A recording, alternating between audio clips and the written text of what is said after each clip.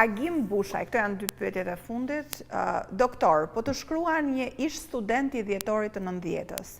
Përse Shqipëria lëngon nga korrupsioni i papar? Po të ishe ti në pushtet, qeveria do ishte rrëzuar për 24 orë. Pse kjo qeveri nuk rrëzohet? Sepse kjo qeveri i dashur mik ka vendosur në Shqipëri narkodiktaturën. Ka vendosur në Shqipëri një regjim i cili arreston në vitin elektoral dy liderët e partive kryesore opozitare si persona në nënhetim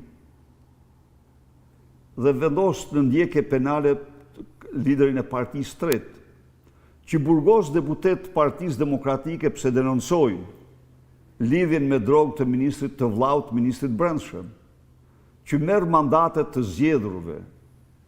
Pra, kemi të bëjmë me një regjim represiv i cili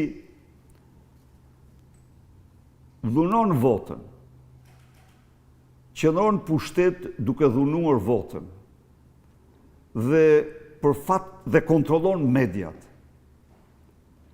Kontrolli mediave i jep asaj mundësi shumë të mëdha të manipulojë, të falsifikojë të vërtetat dhe realitetin shqiptar. Në këtë kuadër, unë uftoj ju dhe ftoj çdo shqiptar të bëjnë dallimin midis një diktaturë autoritare dhe një pluralizmi politik funksional, demokratik.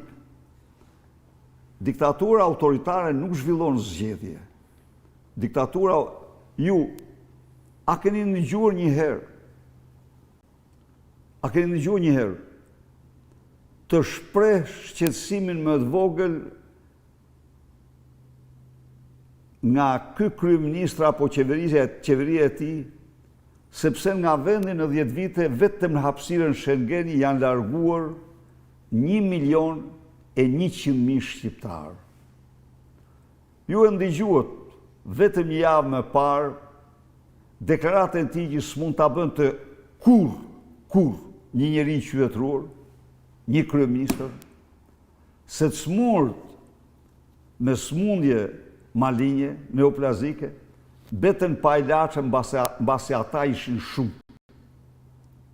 Nuk ka gjë më të tmerrshme. Kur një kryeministër që administron një buxhet prej shumë miliard euro, një kryeministër që në 12 vite ka administruar një buxhet prej 67 miliard euro,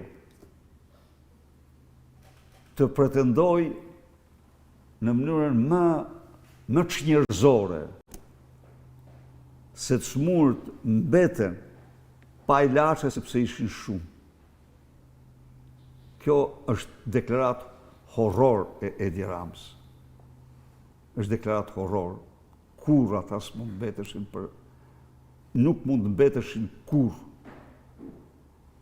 pa ilaçe. Ata mbeten pa ilaçe se Edi Rama vjedh shumë.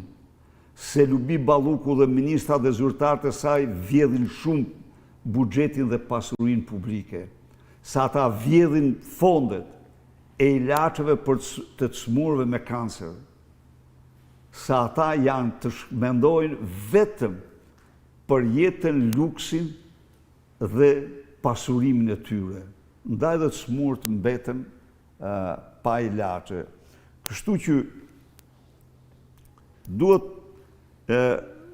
duhet realizojmë pra, se jemi në kushtet e një narkodiktature, është një regjim krejt tjetër nga ai që mund të mendohet.